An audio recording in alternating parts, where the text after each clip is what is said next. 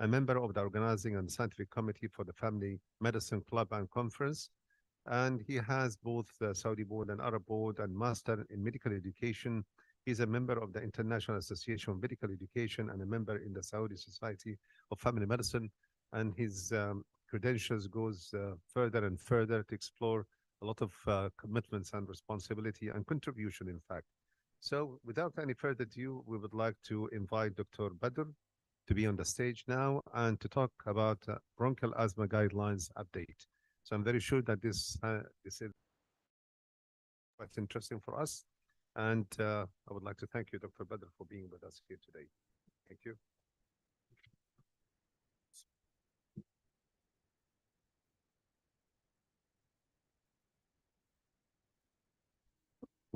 Thank you, Dr. Ashraf, for your introduction. And I would like to thank the organizing committee for inviting me to discuss this important topic, which is a common topic in our practice. That's fine.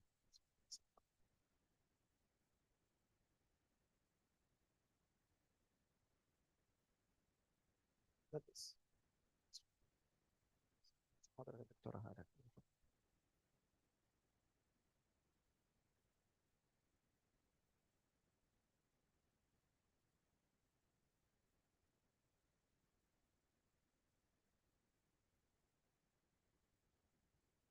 Okay, that's okay. Thank you.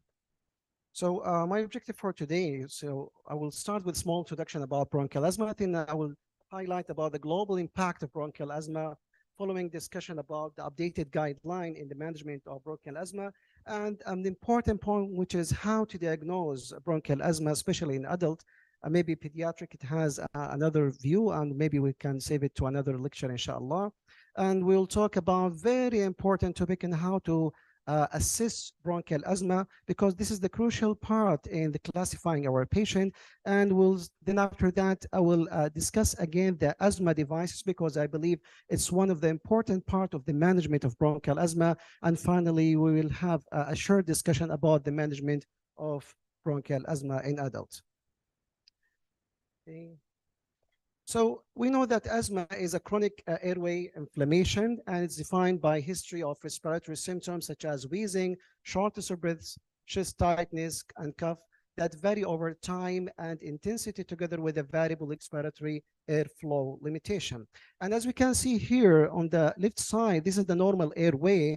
And as with asthmatic patient, there will be some inflammation in the airway. So when the patient has this exacerbation, there will be more and more narrowing and tightness of the airway with more inflammation. And here comes the rule of our medication that will be discussed today.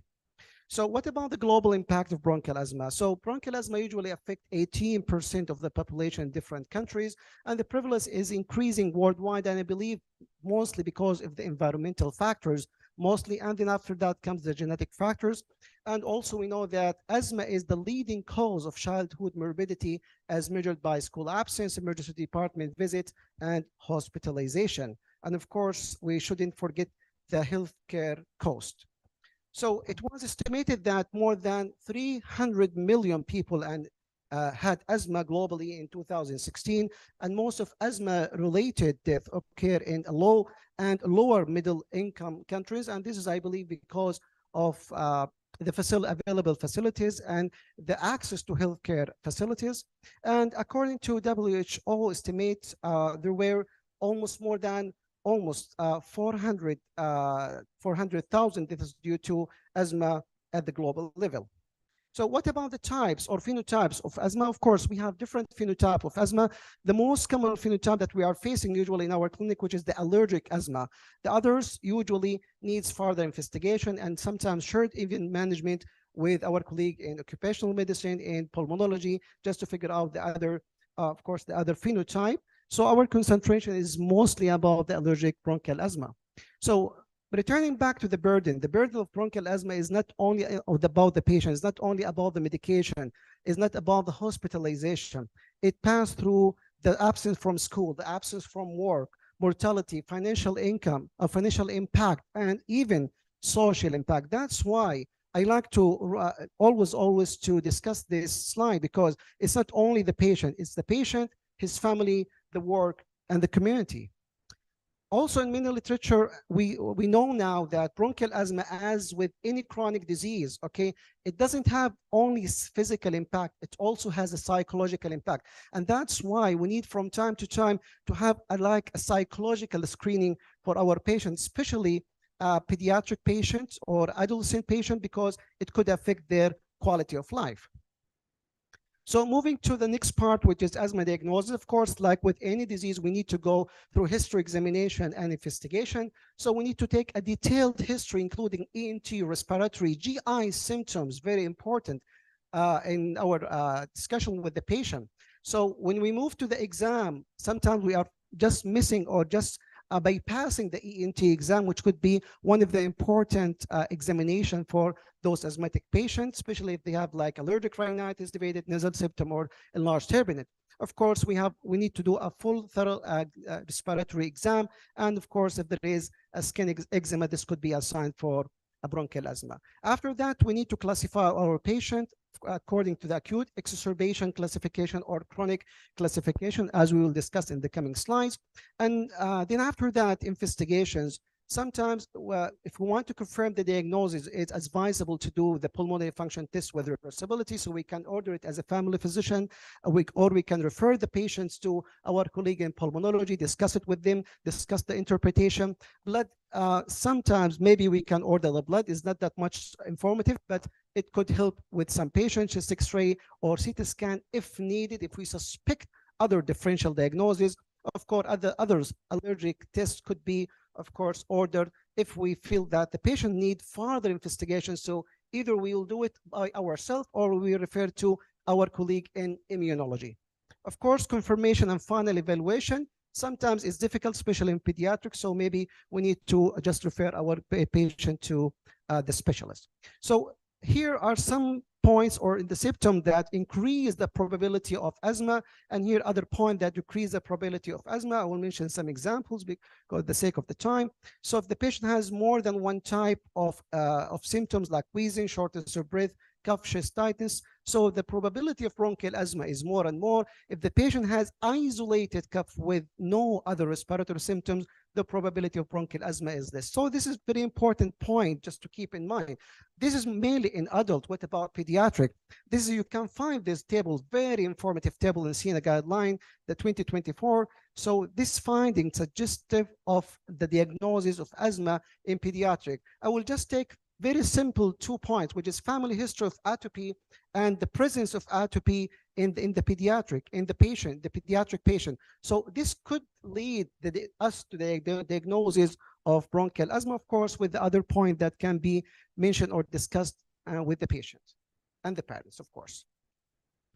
So moving to the next part, which is the classification. As we know, we can classify the bronchial asthma according to the acuity of the bronchial asthma. Is it acute or chronic? So in the acute bronchial asthma or acute exacerbation, we need from once the patient come to us, we need to diagnose we need to classify the patient, whether he has a mild, moderate, severe, or very severe exacerbation. And based on our classification, we will decide about the management, whether we are going to treat the patient in the primary care as a family physician.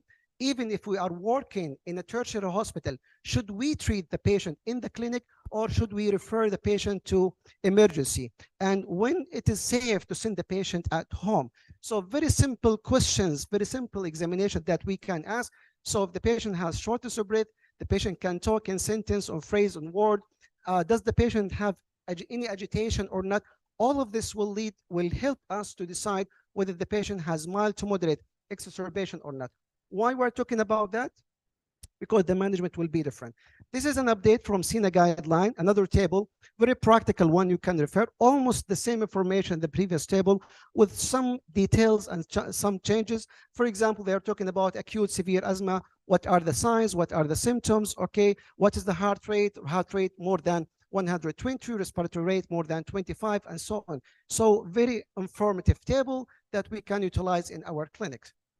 And this is a key recommendation of acute asthma management, very informative and very important point. For example, do not request routine X-ray or arterial blood gas. Sometimes we want to practice defensive medicine, so we just jump and order chest X-ray, which is most of the time become normal. and don't prescribe routine antibiotic or sedative unless indicated, and other important points. So I will recommend everyone to refer again to this table. It is available in the SINA guideline. So how can the classification help us? So in the mild moderate cases, we can treat as a family physician. So we can give a reliever, nebulizer. Sometimes we are giving prednisolone, oral prednisolone. Of course, we are talking in adults. Okay, if indicated, of course, we need to have or ask the patient to come within 2 or 3 days. We need to have a close monitoring for the patient, and sometimes we can ask the patient to go home. So it is safe to send the patient home once it's mild or less than moderate. Once the patient, our classification is severe or worse, so that means we need to refer the patient to emergency. And not only that, we need to start the patient on some medication like oxygen, nebulizer, and sometimes even in primary care or even in our clinic, we can give IV methylprednisolone. If it's not available, IV hydrocortisone can work. Before the patient left, at least the patient should have a management plan, or we call it asthma action plan. So very simple, informative asthma action plan. You can use this form, or can you just simply write a simple action plan for your patients, and we'll discuss it in the coming slides. And this is the classification for the chronic asthma. So we are talking here about patient more than 12 years and adults. So we are classifying the patient to intermediate or persistent, and the persistent divided to mild, moderate, severe. How can we classify? And these are the question that we should ask our patient in every visit, just to assist the patient. So, do you have any night symptoms? Are awaken in the night because of the shortness of breath? How many times you are using the inhalers, the Ventolin inhalers, okay, and so on. All of these questions will help you to divide your patient to intermediate or persistent, mild, moderate to severe, and based on that, we can classify our patient from step 1 to step 5. And each step, as we know, has its own management. So we want to be more practical. So if you want to assess asthma, please always pay attention to symptoms control, treatment issue, comorbidities, and patient risk for fixed airflow limitation, poor outcome, exacerbation, and medication side effect. So what about assessment of symptom control? You need to do this every visit, every 3 months or every at least 6 months. You need to document patient current treatment step. So our patient today, he is in step 2. After 3 months, maybe he has more symptoms. He is not controlled. So we need to increase the step, make it step 3, or even downgrade. So step down, we make it step 1. So very important to document that step of or the classification of your patient. Assess asthma control using GINA or SINA tools, as we will see in the next slide. Change the management step and plan according to the level of control. And as we know that higher short-acting beta agonist use is associated with worse outcome, even if the patient taking inhaled steroid. Of course, sometimes we need to at least to change or to remeasure the pulmonary function test, or even sometimes we can use the peak flow meter in the clinic if it's available. So this is very, very helpful tool in our clinic. So it's not that much clear. So this is GINA guideline for simple question. We are talking about the daytime symptoms, the night symptoms, how many times they are using the reliever, is it affecting your activity, or is there any activity limitation? And based on that, and this is another question from the SINA guideline, almost similar with some additional points. So you can use either one. What is the benefit of doing that? The benefit, you can classify your patient. Is your patient controlled? So you'll keep the same medication. No need to upgrade or downgrade the patient. Is he the partially controlled? Is the patient is uncontrolled? So you need to do a step up until controller refer to specialist. So all of these classification will help you every 3 to 6 months to classify your patient and to change and modify your patient according to the patient's symptoms. Assessing the treatment issues, so we need to watch inhaler technique, assess the adherence and side effect, check that the patient has a written asthma action plan. As we said, very important that your patient has a written action plan, either using this, very simple, maybe because of the time I will not go in detail, or you can use any action plan for your patient. And very important point, to assess the comorbidities like rhinitis, sinusitis, reflux, obstructive sleep apnea, which is very important. And I believe maybe Dr. Hala will highlight more about this point, and depression and anxiety, because all of these comorbidities can exacerbate or lead to more exacerbation of the bronchial asthma. Inhalers, do you think that inhalers or choosing the inhalers are very important, or you can choose an inhaler? So inhaler devices are the major method to deliver the medication of bronchial asthma, as we know, but their effectiveness can be compromised if the patient used the inhaler device incorrectly or used non-suitable device for him. So in several studies, less than one half of patients use their inhaler correctly with little to improvement in rate of correct inhaler techniques. So error in inhaler techniques and poor adherence lead to poor control of bronchial asthma and COPD. In contrast, higher patient satisfaction with their inhaler device is associated with better adherence and better outcome. So what are the types of inhalers? So is it important to know the types of devices or not? What do you think? Just raise your hand. Amazing, amazing, excellent. So we know now that the type of inhaler are very important, and really it affects the efficacy and the outcome of our patient. So we are talking about the design and characteristic, and here comes the patient preference. Please don't just give a device for your patient. Share the management with your patient. Show him the device. Maybe it's not suitable for him, especially if the patient is elderly or he's having shift or others. And I have examples even today. The formulation is a solution or suspension, powder or suspensions that should be discussed with the patient. We need to pay attention to the particle size. We know now by many studies that the particle size inside the inhaler, the material, the medication itself, if it's between 1 to 3 micrometer, it will help and it will be so effective. Smaller particle or larger particle is not that much effective. All of this becoming a fact. How easy it's to use the device correctly. So we are talking here about the correct technique for our patient. And here are some examples about the devices. As we know here, this is the pressurized metered dose inhaler, which is a popular that we are using mostly. And this is the MDI, another form of the MDI, and this is the dry powder inhaler. Different, of course, different devices for the inhaled powder. So some of our patients, they prefer this device, some they will prefer this device or others, and this is based on the patient occupation. Can the patient take BID or OD? Can the patient use it by himself or not? We will see the factors quickly now. And this is the SMI with soft mist inhaler. Until now, from my experience, I didn't use it. I don't know if it's available or not. Maybe it's available in other centers. So in summary, please, please, please remember this sentence: the right device for the right patient. Not any device, the right device for the right patient based on the efficacy, based on the patient ability to use, based on the device design formulation and the particle, and of course, the price of the device. So there are some tools that could help us. So I like this algorithm so you can keep it in your clinic. So 3 questions. The patient is conscious or not? If the patient is conscious, inhalation not possible. So that means MDI with holding chamber will be the suitable device for him. So the second question, can the patient have a sufficient inspiratory flow? Then the third question, hand-breath coordination. Each one will guide you to which device is most suitable for your patient. Let us make it more simplified.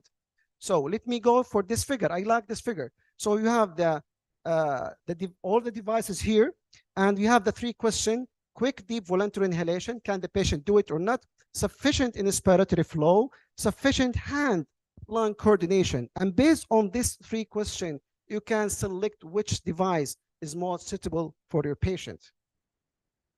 Going to the last part with this GINA guideline. Of course, this is SINA guideline, which is 2024. So this is some strategic in the treatment for adults and adolescents. So still they recommend that inhaled steroids still recommended for all steps. An uncontrolled patient with ISIS, you need to combine with any one of these 4. Usually we are using ISIS with LAMA, ISIS with LABA, ISIS with leukotriene receptor antagonist, and now we have a triple therapy that can be used even now for bronchial asthma patient. Before, just recently, it only was for COPD patient, and now it's available for our bronchial asthma patient. So the combination of ISIS formoterol in a single inhaled is recommended to be used as a regular maintenance dosing and when as needed. And this is called the maintenance and reliever therapy. So once a fixed dose combination of inhaled steroids and LABA is currently available that can be prescribed for patient with SABA or not. So they recommend that if you can prescribe once daily, that will be great for the adherence. If it's difficult for you, so you can prescribe the BID. What about relievers? So fast-acting bronchodilator medication must be available always, but we should be careful that once the patient start to use the short-acting beta-agonist frequently, that means he is not controlled. Just I will pass this. So this is the long-term goal of asthma management. So control asthma symptoms, infrequent and minimal use, maintain normal pulmonary function, optimize asthma control and avoidance of oral steroid, achieving clinical remission of asthma, improving quality of life, which is very important to be assessed every visit, avoiding asthma-related mortality. So, and this has become, yes, in 2 minutes. This become more simplified now in SINA guidelines. I will not go in detail. You will have like 4 simple tables. So this is the first table, as we mentioned, the step 1 to step 5, and they add here the triple therapy, add LAMA to step 3, okay, which is the triple therapy, which is preferred, and you will have more and more detailed about the control or about the classification and the management for above 12 years, patient above 12 years and adults. And this one, this very simple table, again, step 1 to step 5 management from 5 to 12 years. And finally, at the table, very simple table for your patient less than 5 years. So you can find very simple the management and the alternative in simple way with the doses, and you can refer for more detail to the SINA guideline. So take home message, please review the response of medication of your patient, symptoms, exacerbation, side effect, lung function, patient satisfaction, and life quality. Please assess every now and then, every like periodic examination or periodic visiting, assess the patient's symptoms, comorbidities, and inhaler techniques. And finally, adjust the dose by stepping up or stepping down the management of your patient. Thank you so much.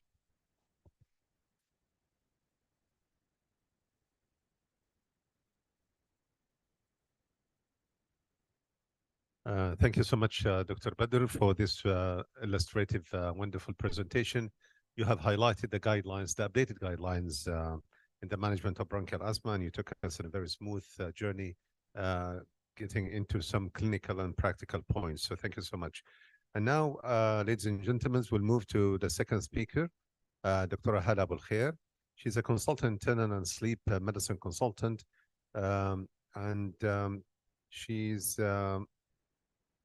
she's working in the International Medical Center, and she has been our colleague for many, many years, and she's very supportive to the family medicine practice. So we always refer cases to her when it comes to sleep disorders, as well as some kind of pulmonary cases as well. So I think being with us here today for the first time will add to us a lot of insight from her own experience and the cases that we always encounter with her. So she's going to talk about the advanced management of bronchial asthma, another interesting topic for all of us. So we would like to thank you, Dr. Hala, for being with us here today. And I would like to leave the floor for you. I would like to mention that we are also joined by virtually attendant audience. So I would like to ask them to put their questions in the Q&A box. And for you, ladies and gentlemen, physically attending, please prepare your question.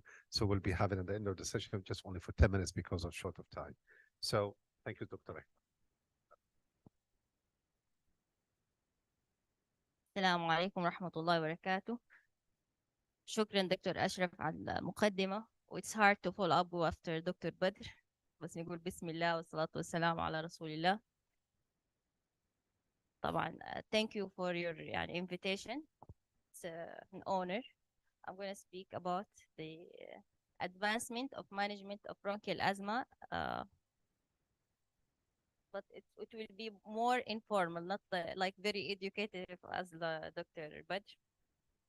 So I'm going to speak about the pathophysiology of asthma management, the story of asthma treatment through the decades. I'm going to speak about the latest trial, speaking about the use of SABA with the ICS, the short-acting beta agonist with inhaled corticosteroid. This one was in 2022.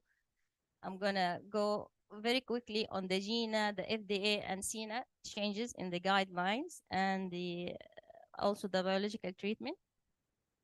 Oh, Bismillah. So what is asthma? The asthma is usually like it's the chronic and inflammatory disorder. The most important, it's reversible, not like COPD. These patients will have reversible. They might come to your clinic very clear lungs. They have no cough, no wheezing. So those patients, we have to keep an eye on them. But there is a chronic inflammation might be going on without them noticing it. A lot of patients, they come with shortness of breath without even acknowledging that they have shortness of breath. So, and also they would have an obstruction with this event, usually by constriction of the smooth muscle or an edema in the airway or mucus production. So what is the main goals of the treatment? We have to dilate their bronchioles by the bronchodilators. We have to treat the inflammation by glucocorticoids, and the other treatment classes we usually use, the anticholinergic, the leukotriene receptor antagonist, and the biologic, and more. In this topic, usually if I have focused on the inhaled corticosteroids and bronchodilators. So why we are treating the asthma, what our goal? We have to control the symptoms. We have to reduce the excess abrasions. I don't want my patient to have a visit to the emergency department. I don't want my patient to have a 5 days course of systemic glucocorticoids, especially if were elderly, diabetic. So, and also at the same time, minimize the negative effects of this medication are used. So this is the normal pathology of the simple pathology diagram of the asthma. This is normal bronchioles. This one is in asthma exacerbation. As you see here, the bronchioles are constricted and swollen, edematous. And this one, this bronchiole, after we give him the inhaler, the bronchodilators, like the Ventolin, short-acting beta agonist, we give them this inhaler, the blue one, if you go with the colors. So this one, we will just manage the acute attack, will not treat the inflammation itself. So back in the 90s and late 80s, they were saying what we treat the asthma, how we have, do we have patients who were graduated in 1985, they were managing asthma cases. Do you know what they were telling them, how they will treat their asthma? They will recommend them albuterol 3 times daily as a dose, as a maintenance dose. So back, if you, this is where we started to treating asthma as a chronic disease. So back in the days, if you were lucky enough to live in Egypt, and you know a good physician, he will prescribe you astamonium leaves and roots. You will take them and put them on a heated bricks and inhale them. Inhale the fumes of this astamonium, and you will feel better. This is the only treatment back in Egypt. So afterwards, we have becoming more and more know about asthma. So these the main trials that have changed the treatment of asthma on decades from the 1996 until 2022. So these trials were they changed the type of treatment on decades. So we have the BAX trial. This was in 1996. They have asked the question, do we need to use the albuterol on daily doses, 3 times daily or as needed? So they have chosen that for mild cases asthma, albuterol used only as needed as a rescue medicine was just as good for mild asthma control as using albuterol every day. So that means that we have shifted from using albuterol as daily to PRN.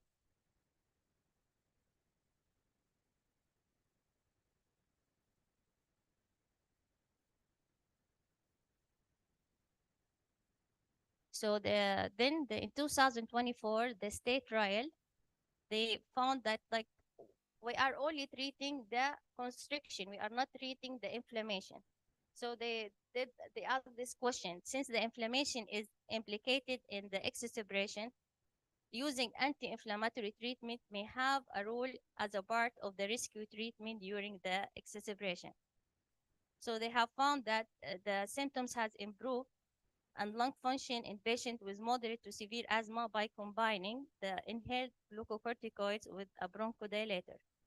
When that combination inhaler was used for both daily maintenance as well as needed rescue. That was the time they had brought the attention that using inhaled corticosteroid with the bronchodilators like LABA and SABA will improve the patient acute symptoms and chronic symptoms. And they have called this as a smart therapy. That means single maintenance and reliever therapy. That means the same inhaler, we use it as a chronic daily dose, and also we use it as a rescue inhaler. They have found that adding inhaled corticosteroid to the bronchodilators bring much improvement and decrease the frequency of the attack of asthma. And then the best trial in 2007 as also, do mild asthma patients need daily ICS? After they found that the ICS is important for treating asthma, then they found this asthma patient who has mild case, do we need to give them inhaled steroid on daily basis? As you know, the steroids have side effect on the body. It's not systemic we are giving them, but still, when we inhale them, it can cause side effect like obesity, like osteoporosis, and etc. Still, it's inhaled, but it still have a side effect. So they did this trial called BEST to ask this question: do we need inhaled glucocorticoids for mild asthma cases? So the answer was that maybe mild asthma patients did not need daily inhaled maintenance glucocorticoids. They could use ICS in their rescue medication with good results. Then in 2019, they have the practical trial. The practical trial, they found that they have asked this question about that rescue ICS with LABA is best for mild to moderate use in asthma patients. So this trial looked at ACS with long-acting beta agonist used just as a rescue medication, not as a part of SMART therapy, to see if it was effective in preventing exacerbation. So they compared the ACS LABA, the budesonide, with formoterol as a rescue to maintenance with rescue SABA as needed in patients with mild to moderate asthma in terms of the outcome of severe exacerbation per patient per year. So they have found that just using the combination met as a rescue was better at preventing severe exacerbation. That means if I give my patient Symbicort and told him to use it as a rescue inhaler or reliever, his symptoms will much be improved and he will not come with exacerbation. That has reinforced that mild to moderate cases of asthma using ICS as needed in combination with bronchodilator can prevent exacerbation. So after in 2019, they did also the novel STAR trial. They have skipped the ICS completely in the mild asthma. So they have compared the budesonide with formoterol as needed versus albuterol as needed in patients with mild asthma. So the question is, again, do we need Ventolin or Symbicort to give the patient? So they have found Symbicort as needed was better for preventing exacerbation in patients with mild asthma who were not on any daily inhaled glucocorticoids. So they have, this study has implied that even patients with mild asthma needed some ICS. So we cannot go with only albuterol. So we talk now about the Mandela trial in 2022. They have tested this question: the efficacy and safety of rescue combination, the reliever medicine of albuterol with the ICS. So they have, the sample size was 132 patients. The main age of these patients were 50 years old. They have used patients with like above 4 years old. but 97% of the patients were over age 12, and the mean age was 50 years old.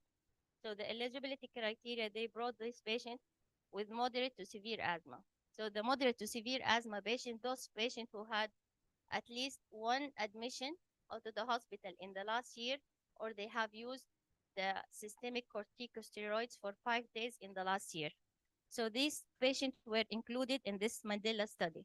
They have excluded the COPD, the systemic glucocorticoids with last 3 months, and use of biological asthma treatment. So they have excluded patients with COPD or the biological treatment who has been treated with systemic glucocorticoids in the last 3 months.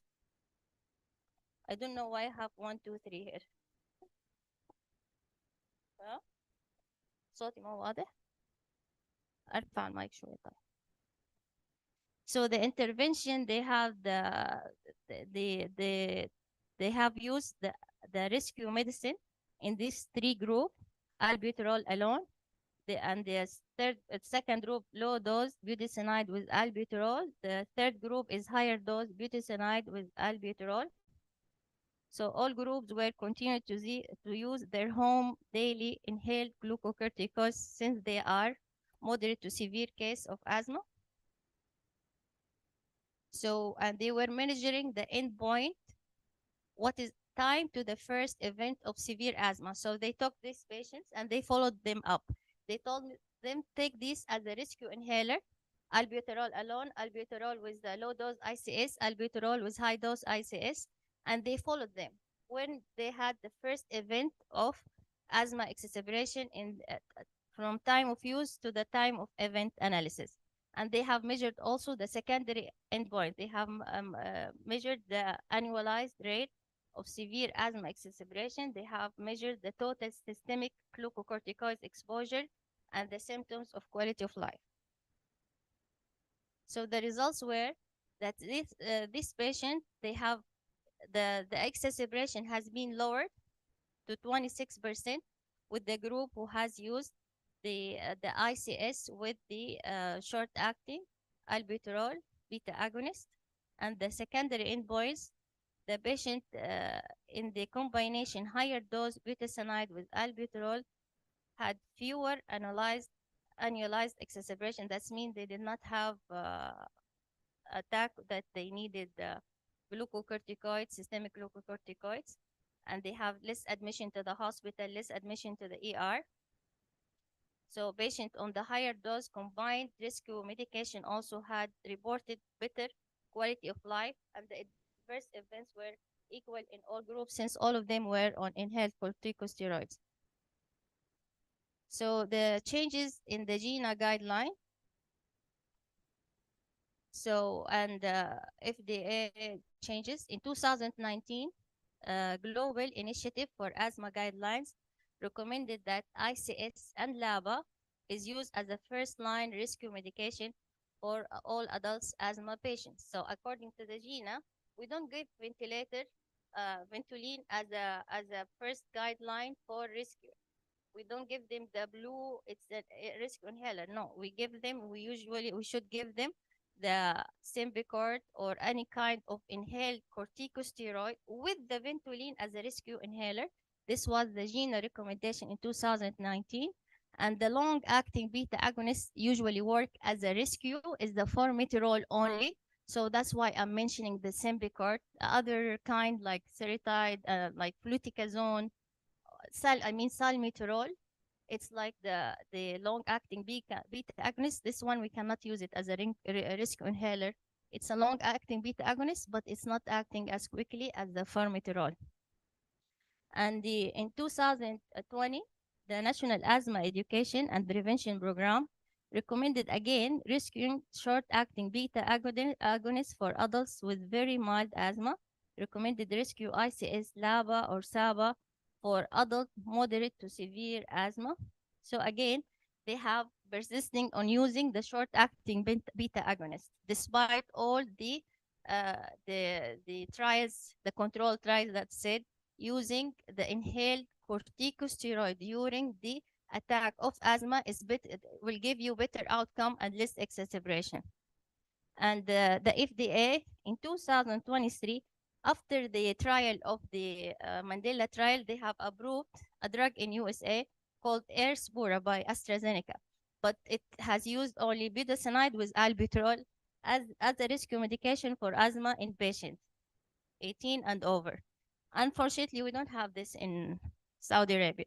So what we should use, we usually use inhaled corticosteroid. We should tell the patient to take the Ventolin with the inhaled corticosteroid as a rescue medication or a reliever medication.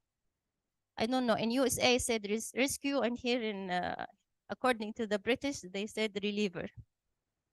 So, and this is the Dr. Badr showed this diagram, but it's very simple, very straightforward, and it says the same. For rescue recommended reliever, they recommended the short-acting beta agonist with the formoterol and or ICS combination. So is anamide Symbicort. If I don't have non-formoterol, I have only salmeterol, I will tell my patient, take Seretide, then take Ventolin with it at the same time when we have the acute attack. So that we'll go to the next subject or level 5 treatment. So we have this question as like, I'm sure you were bored with all these trials and control trials. So this is question says like 44 years old lady. It's usually a lady that because the asthma is more in women, older woman, low socioeconomic status. This is the most common where we have the asthma patient. So 44 years old woman has severe asthma requiring frequent hospitalization on oral corticosteroids. She has avoid triggers. Medications are high dose inhaled budesonide, formoterol, montelukast, tiotropium, and albuterol. She had blood eosinophil percentage normal. Serum IgE is elevated. Skin testing is positive for multiple allergens. Which of the following is the most appropriate treatment? You will send her to have an allergen immunotherapy.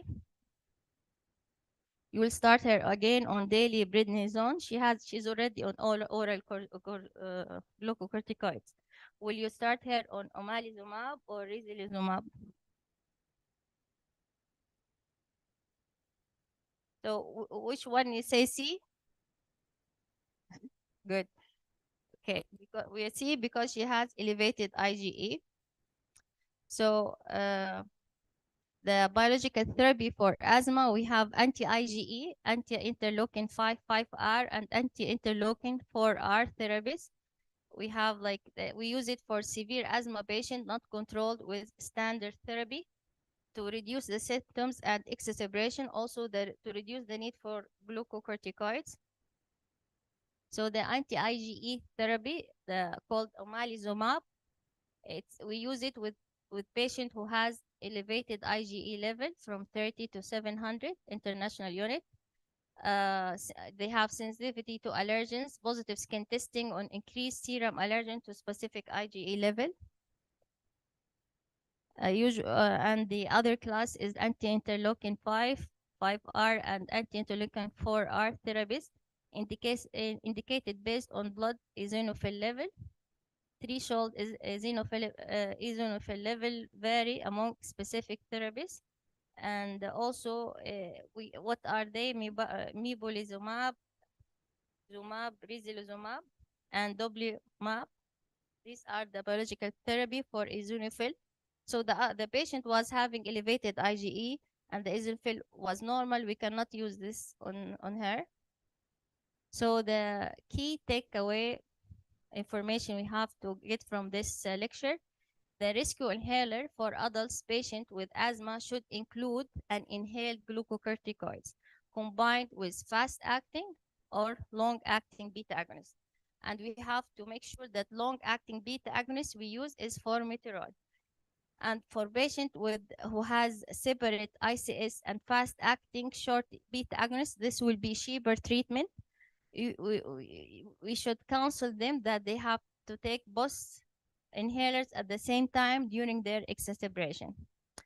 And the last but not least, and Dr. Badr has mentioned it, we have to make sure that the patient medication are reaching their lungs, because most of the patients, they don't know how to use it. We have to check and review how the patients are using their inhalers and spacer, and make sure patients have an asthma action plan, as Dr. Badr mentioned. So most of the patient does not know how to take their inhalers. So either you make sure that the pharmacist who dispense these inhalers will educate your patient how to take it. Otherwise, you have to inform your patient, please, after you getting your inhalers, come to my clinic, I'll show you how. And the older patient, I usually don't take time. I'll just dispense spacer with the inhaler because they won't know how to use it. These are the we have to be very for like knowledgeable about this. We have different kind of inhaled corticosteroid, different kind of long acting beta agonist, and the way of dispensing MDI or DPI. So the MDI, we have to tell the patient that he has to coordinate, press down and inhale. Can also use a spacer with it, hold breath for 10 seconds. And the DBI, take a strong inspiratory effort and hold breath for 10 seconds. Thank you.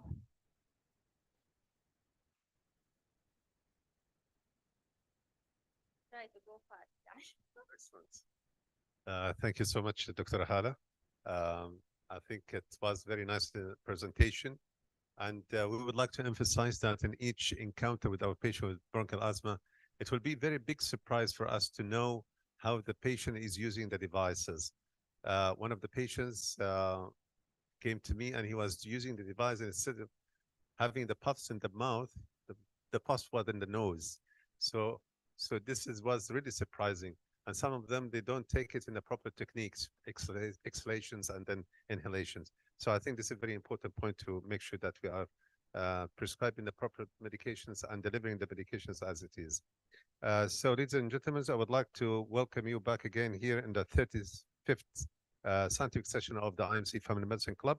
And now we are going to have another interesting session for the pro-optimizing the goals of asthma management by Dr. Sameh Mbark. Dr. Sameh Mbark is a consultant pulmonary medicine in United Doctors Hospitals in Jeddah, and he's a professor of pulmonology and respiratory critical care medicine, Faculty of Medicine, Zagazig University in Egypt. So we would like to welcome Dr. Sameh, and we are looking eagerly to listen to your presentation.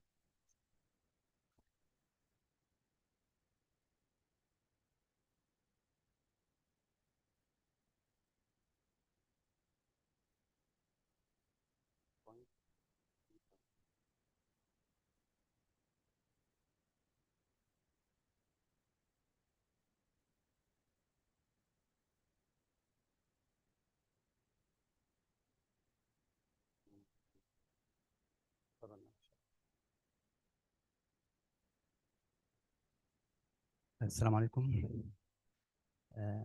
Many thanks for Dr. Ashraf for this kind introduction. And it's very difficult to be the last speaker after the previous two elegant speakers who preceded me. I will try to be sticky to time and be simple as possible. Let's see here our lecture is about control, how to access asthma control.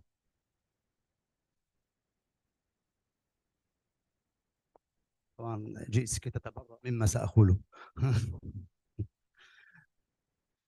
We have our asthmatic patient tonight. Sarah is a 45 years old female working as office professional. She's asthmatic, has a comorbidity of allergic rhinitis. It's very important to stress upon, exercises regularly, and is not a smoker.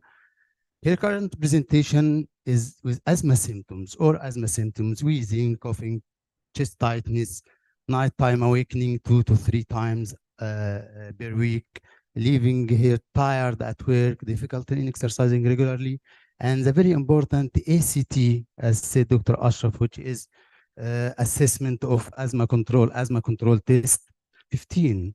15 means that she is not controlled. She has 3 years for since her diagnosis. The symptoms is breathlessness, wheezes, cough, and triggered by dust, exposure to tobacco. She's moderate asthma and classified as genus step 3. And she's on medications of low-dose inhaled corticosteroids, plus SAPA, short-acting beta agonist when needed, and montelukast. And as we will see after that, this is not the recommended. This is not the recommended step of management for this patient. I will discuss later why. So what are the goals of asthma management, as our previous speakers said? First is to achieve control of symptoms. Second is to minimize future risk, not to prevent. It's difficult to prevent the future risk of exacerbation, but to minimize as I can.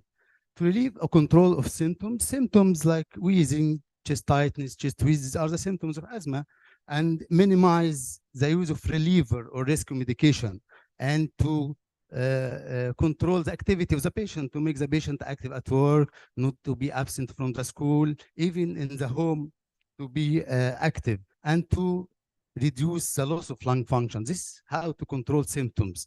The control of symptoms leads to the control of what I said, and decrease the risk of exacerbation and lung instability, loss of lung function, and medication adverse effects.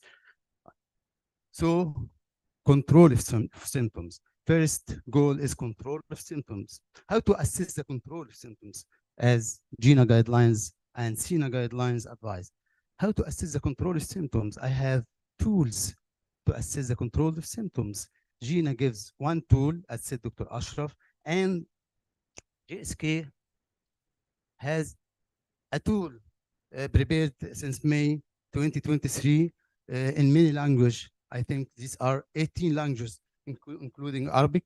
This test has an adult quiz and children quiz. Adult quiz from 12 years above, and it's consisted of five simple questions. Also, the SINA guidelines recommend the ACT, asthma control test, to assess the control of my patient. As assessment of the control of the patient will start the treatment, the proper treatment, okay? Here is a simple test. It's an electronic test, and it can be given for the patient to take on the questions. He is asked 5 questions for the adult. Also, so the Ministry of Health recommends the ACT as a health tool to assess the control of asthma. We have 5 main questions. The first question about the patient activity, and I have score from 1 to 5. The second is about the shortness of breath, and I have score from 1 to 5. The third about if the patient has nighttime symptoms awakening him, and also a score from 1 to 5. And the rescue medication use, how many he uses his rescue medication, also with a score from 1 to 5. And the judgment of the patient about the control of his symptoms, also a score from 1 to 5, to give a total score of 25 if the patient is totally controlled. So if this patient has no shortness of breath in the previous 4 weeks, you should ask the patient about the control symptoms in the previous 4 weeks, not on more than this or less than this. This is a tool, okay? So if the patient has no shortness of time, no limitation of physical activity, another 5, no nighttime awakening, has no rescue medication used in the previous 4 weeks or 2 or less times, and he's judging that he's completely controlled, this patient is totally controlled. This patient has a control of 25 score of ACT. This patient is well controlled, and when he comes for me, I said to him, very good, continue, very good, continue. I can even step down the management of this patient. So ACT, or asthma control test, is very important. How to interpret this asthma control test? So if the patient is 20 or above, he is controlled. He is well controlled. If he's 25, he's totally controlled. If less than 20, he is not controlled, either partially, and if less than 16, he is uncontrolled. According to the level of control, I will initiate the asthma management for this patient. So here again, the SINA guidelines, so the initiative for asthma, classify the control as total control, control, or partial control according to the score, or uncontrolled, like our patient Sarah, which was 15, ACT 15. She is in medications, and the ACT test is 15. So I didn't achieve my goal for management of this patient because she has ACT of 15. She is not controlled. If she is not controlled, I should review the patient. They said that this patient used her device very well, correct, and she's adherent, and there is management for her comorbidity of allergic rhinitis. So the patient should be stepped up. If she is not controlled at this step, should be stepped up according to the guidelines. How can I step up? This is initial management according to SINA guidelines 2024. If the patient, our patient is in low dose ICS LABA, should be stepped to a higher dose of medium dose ICS plus LABA. ICS is inhaled corticosteroid, which is a cornerstone of management of asthma. No asthma management without ICS. If the patient is not taking ICS, you should give him the ICS, because no asthma management without ICS. So after you give the patient the medication, by 2 to 3 months, you should reassess the patient. Reassess to classify the severity of this patient. So asthma is classified retrospectively on the degree or step of control. According to the step of control, you classify asthma. If the patient is achieved control on step 1 or 2, she has mild or he has mild asthma. If controlled on step 3 of management, so the patient has moderate asthma. If above steps or upper steps, so this patient has severe asthma. So we classify asthma severity according to the step of control. So the patient should be achieving the control first, then I classify the severity of asthma according to step of control. Our patient Sarah is taking low dose, if you remember, inhaled corticosteroid plus leukotriene antagonist, which is an optional treatment for her asthma, but she is not controlled. She has ACT of 15. So I should step up to medium dose inhaled corticosteroid plus LABA, and I think serotype is a good option in this situation. Is also the GINA guidelines, and the patient is recommended, if she is step 3, to take low dose inhaled corticosteroids plus LABA. If she is not controlled, we step up to medium dose plus LABA. These are the doses, total daily doses of inhaled corticosteroids of different types, to give the patient the dose according to the type of inhaled corticosteroid. So if my patient is taking fluticasone propionate, if she is taking 100 to 250, so she is low dose corticosteroid. I should step up to 250 and up to 550 microgram of fluticasone. So what is the most important treatment goal for physicians and patients? I said the guidelines. I said the goals of the guidelines. But how about the physicians and the patient? We have a disease, physicians and patients. As a physician perspective, the most important goal is to control symptoms, even with different stages of asthma. Also, the patient perspective prefer to control symptoms than to reduce the exacerbation. Is this correct? According to guidelines, it is not correct. So we have almost half of asthma patients are controlled because we are not giving the correct perspective or the correct concept of management to not only to control symptoms, but also to reduce the exacerbation through regular treatment. Here's the perception of the patient. 60% of the patients almost say that their asthma are completely controlled, while we have the reality that 40% of them had shortness of breath, 43% of them has nighttime awakening, and about 60% has using their rescue inhaler more than 2 times per week. So the reality, they are not ideally controlled. They are saying like this because of they ignore in favor of lifestyle. We should look at asthma like an iceberg of visible outcomes and invisible ones. The visible outcomes of asthma are the symptoms, exacerbation, and lung function. This is the visible outcomes that the patient comes with you with symptoms, exacerbation, but you should not treat only the symptoms and exacerbation. You should look for the invisible part of the iceberg, which is the airway inflammation and airway remodeling, and you should treat the airway inflammation to prevent the symptoms and the exacerbation. This is the iceberg concept.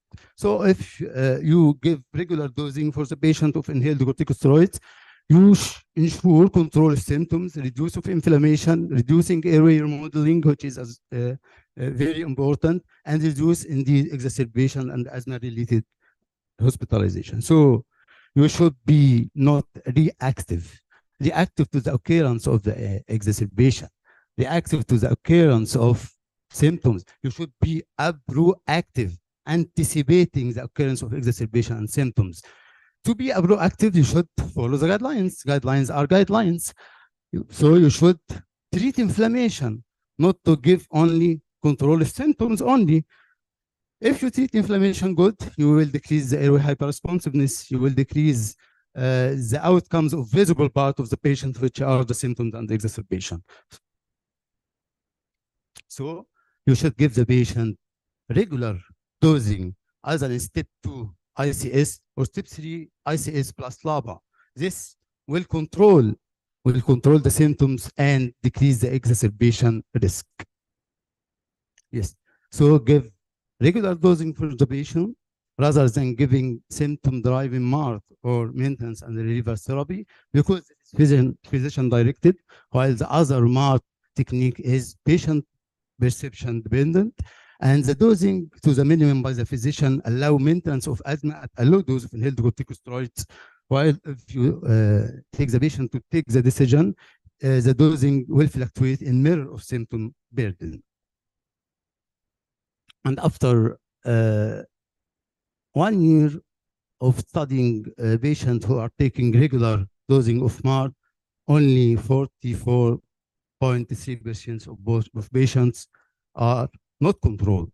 Half of patients not controlled with MART technique, but with the regular dosing, we will have almost half of patients are totally controlled with regular dosing of inhaled corticosteroids. So what happens if a patient uses the medication regularly, or if he uses it when he feels like it? If he takes the patient regularly and the patient is totally adherent to the medication, he will achieve the difficult equation of high airway efficacy plus low systemic activity. It's very, very needed goal. Also, if the patient is given inhaled corticosteroid plus LABA regularly, you will attain good efficacy with low toxicity from this diagram. So, if you treated inflammation, you will decrease the airway hyperresponsiveness, you will decrease the loss of lung function, you will decrease the asthma severity through ICS LABA management. Also, here if the patient is taking inhaled corticosteroid and he is adherent 100% to the inhaled corticosteroids, he has a good bronchoprotection in both types of inhaled corticosteroids, and he will be the duration of bronchoprovocation will be less if he is adherent to inhaled corticosteroid management. And this is the concept of building control of airway inflammation. Even if the patient is not adherent, 100% adherent, fluticasone propionate will protect the patient most of time, but budesonide will protect the patient in 1/4 only of time. Again, if the patient is adherent 100%, both budesonide and fluticasone exhibited similar bronchoprotection. It's very important. Are all ICS-based control are the same? We have different pharmacokinetics and dynamics for the drugs. So fluticasone propionate, you will find that the glucocorticoid binding affinity is higher than diclomethasone and than budesonide. If the glucocorticoid receptor affinity is higher, the efficacy is higher, indeed. And also, fluticasone propionate has a systemic bioavailability lower than the budesonide and the diclomethasone. So you will have less systemic side effects if with fluticasone propionate. So you will get more efficacy, less toxicity. And these are the pharmacokinetics and pharmacodynamics of fluticasone and budesonide. In this new study, which is a master study, seretide was found significantly to reduce exacerbation risk versus budesonide formoterol across a range of FEV1 values. So, and if the FEV1 less than 50%, we attain a cumulative incidence of exacerbation reduction of about 15%. And if the FEV1 between 50 and 80%, we gained a reduction of exacerbation of about 13%. And in patients with FEV1 more than 80%, we gained exacerbation risk reduction of about 10%. Is again the role of the device, as Dr. Ashraf said. The discus has the least handling error than the other devices. It's very important to review the patient, the use of the device, very important. You may give the right medication for the right patient, but the patient is not getting benefit because he is not using it correctly. So you should revise every now and then the use of medications with the patient. Here's, you know that with the advancement of age, there's critical errors in using the devices, okay, which is least with the discus, okay.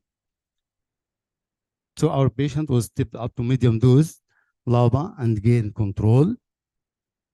The current level of asthma control predicts the future risk of instability and exacerbation. Fluticasone salmeterol shows the reduction of inflammation, airway hyperresponsiveness, risk of exacerbation, and decrease the decline of lung function and severity of asthma. Sustained fluticasone propionate salmeterol proactive regular dosing achieved long-term asthma control, continuous control or improvement of quality of life, and reduction of exacerbation risk. Thank you.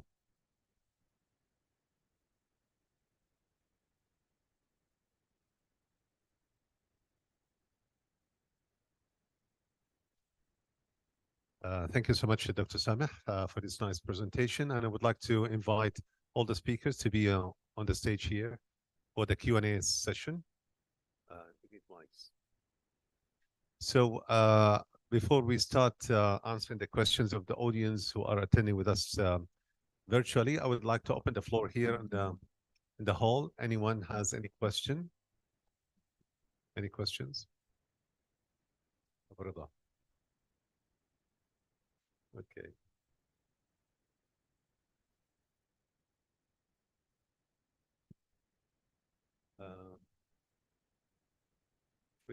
Assalamu alaikum. My question goes to Dr. Hala. First of all, I would like to thank you for the nice presentation that you delivered. In the question that you asked, choice A was allergy and immunotherapy. May I ask you as an expert, when do you start considering this option? If the patient had he's having severe asthma with more than like one event of using the 5 days of systemic glucocorticoids, like 2 or 3 per year, and he was being admitted to the hospital or has been visiting the emergency department multiple times, it will be like this is the time we go with the immunotherapy and the anti-allergic medication. Okay. Any other questions? Dr. Badr, we usually encounter in our primary care that a lot of patients are still coming with Ventolin, SABA, which is very commonly used alone. So, and there is a lot of compelling evidence that the more canister we use, the more mortality it happens and more exacerbation take place. So how do you tackle this kind of problem in your primary care? Yeah, thank you, Dr. Rashid, for this question. Subhanallah, yani just today I had a patient. She's just coming visiting Jeddah, and she has having actually chronic history from bronchial asthma, and she doesn't know. And every now and then she's having her cats, and she's allergic to cats, and actually she likes to keep her cats with her.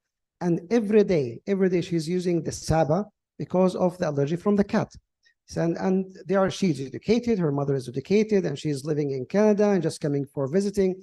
I believe the most important point, as my colleague mentioned, as we know from our practice, which was missing, or the missing two rings here. Number one, there was no definitive diagnosis for bronchial asthma. Every now and then we are just give her the label of, you have like chest hypersensitivity. Give her, we need to be solid in our diagnosis. We need to diagnose her, you have a bronchial asthma. That's the first step. And this was the first missing ring. The second missing ring was her assessment. So I started to discuss with her the 5-step or the classification of chronic asthma: intermittent, persistent, mild, moderate, and severe. And then after that, I classified her. Then after that, we decided that together that she need to be on ISIS. And we started actually her on ISIS today, and her mother was supporting, and she was supporting, and she was happy with this discussion. And we choose the devices together. And then after that, okay, we show her how exactly to use the device. But I believe this is the missing two rings with any patient in primary healthcare. Of course, we don't have the facility sometimes in primary care centers like in the hospital. So we may use and utilize the peak flow meter, or at least send our patient once to our colleague in pulmonology just for have a definitive final diagnosis. And then after that, we can follow our patient regularly, inshallah. I just want to add, like, old habits die hard. Like, I was graduated, finished my internal medicine residency in 2012.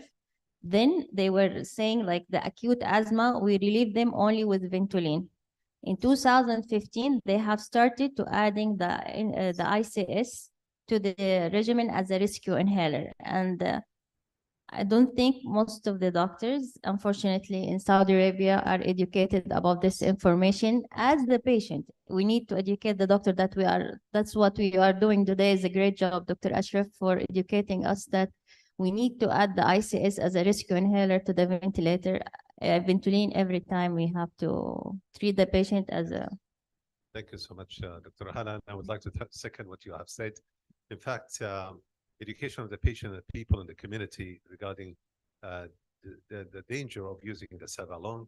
And then the other domain has to be directed to the physicians by educated physician, and govern the practice of the physician by having a clinical pathway which is clear in the organization to let everyone speak the same language of medicine while the patient moving from primary care to secondary care.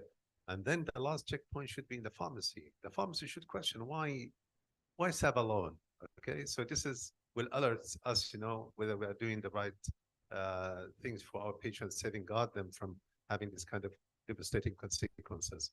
The question, Dr. Sameh, from one of the audience, he said, when to use the peak flow meter and when you need to do pulmonary function test for patient with bronchial asthma. At least you should have one, either peak expiratory flow or spirometry if it is available. I think peak expiratory flow is available everywhere. So at least you should have one of them, okay? According to the availability. Yes. Yes. It happens that after the COVID, and this is one of the questions that many of the exacerbation of bronchial asthma was very obvious. Yes. What is the association between COVID infection and the exacerbation of bronchial asthma? And some of the doctors, they label the patients with bronchial asthma to have hyperactive airway disease after viral infection, which lasts for certain. How to make the demarcation of differentiation between bronchial asthma and hyperactive airway disease? Very good, very good. Usually, as you said, doctor, that viral infection is maybe associated with bronchial hyperreactivity. Bronchial hyperreactivity may remain from 8 weeks to 12 weeks. You should treat for this period. You should follow your patient, okay? You should you should build a relationship with your patient to come for you again after 1 month, after 2 months to reassess and see, because we have now in the GINA guidelines 2024 asthma remissions, like the asthma associated with viral infection like COVID. Definitely, COVID as a viral infection was associated with bronchial hyperactivity. Bronchial hyperactivity is not asthma. Bronchial hyperactivity is a feature of asthma, but not all bronchial hyperactivity are asthmatic. Infection is associated with bronchial hyperactivity, chronic disorder like sarcoidosis, like heart failure, upper respiratory tract infections, upper airway diseases, all are associated with bronchial hyperactivity. Viral infection is one of them. Well said, Dr. Simon. Thank you so much. Any other questions from the audience here?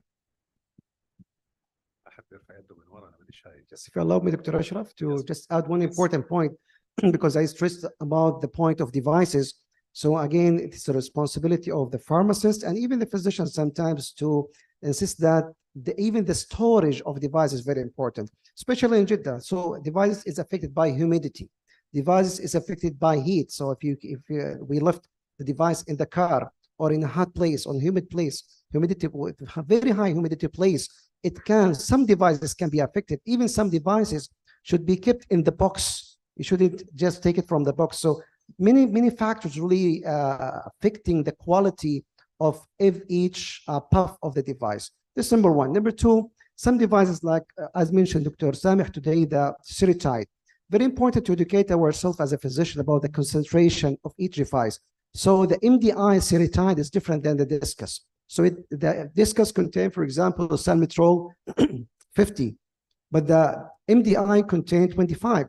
So if the patient is uncontrolled on the discus 250, which is the steroid over 50, and you want just to step up the patient. So what is the mistake here is sometimes it's just we are asking the patient, please double the dose to reach to 500, which is the maximum dose. And this is a mistake actually, because we need to change the device once it's discussed, but we can increase the dose if the device is MDI. So we need to educate ourselves about the concentrations, the maximum concentration, and how to store the devices very well. Thank you. Thank you so much, Dr. Clinton. If we don't have any questions, because of the sake of time, I would like to ask all of you, as we have gone through a lot of information, a lot of rich materials, if you can summarize one single recommendation for primary care to have along with them all the way for tomorrow practice, what would you like to say for them as a recommendation or as advice? We'll start by Dr. first. So right device for the right patients. Right device for the right patient. Well said. Yes. Revise your diagnosis with the patient. Always revise. When the patient comes to you, revise the correct use of medications. Revise. And don't give the patient a rescue medication alone. Patient of asthma, no treatment for asthma without ICS. ICS is the cornerstone of management of asthma. Now, it is a catastrophe to give a rescue medication only without inhaled corticosteroid, as said Dr. Hada. And across the decades of evolution of management of asthma, plus we should be committed that the patient of asthma should be given inhaled corticosteroid. Okay, thank you. Sorry, I don't know what to say after no. this, but we have to treat each patient differently. Not all patients has the same, we have to tailor each treatment for each patient. And at least my patient of asthma should get at least once yearly of pulmonary function test to know the progression and if they are taking their medication, because a lot of patients, they are not aware that their symptoms is really going on and they think this is the normal breathing, like having shortness of take a breath between each sentence. These are like, we have to be educating the patient and we have to educate ourselves about our patient. So pulmonary function test at least once a year for my patient asthmatic to know where he is, if he's taking the medication and everything. Thank you. Okay, thank you so much. I think this is one of the joy of practice in medicine, especially in family medicine, that each patient is a unique patient. That's There is no single patient like the other, although the diagnosis is the same, but everyone will get out of your clinic with different modality of treatment. So that's why customization based on the patient profile, and one size is not fit for all. And So I with want to this- add something. I forgot that I'm a sleep medicine. I'm today as an internist and also working with my primary care colleagues.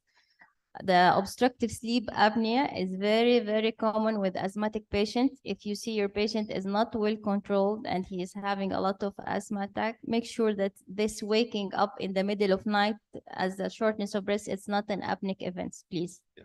Thank you so much. Okay, ladies and gentlemen, the colleagues coming to the end of our scientific session, I would like to thank you, all of you, for being with us here tonight.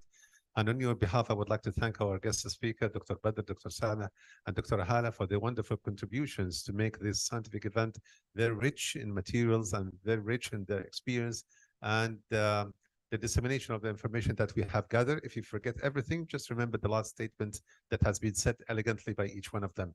So I would like to thank also the Saudi Society for Family and Community Medicine. I would like to thank the Family Medicine Department, IMC, and I would like to thank all of you and JSK Company and Multaqa Al-Khibrat for this wonderful organization. Hopefully that we have gained something of a value for all of us so we can help our patient to do our role and responsibility much better than before. So always remember, it's not all about working hard, it's all about working better. So thank you so much for all of you. Have a wonderful day. And we will have the dinner downstairs, inshallah. Thank you so much.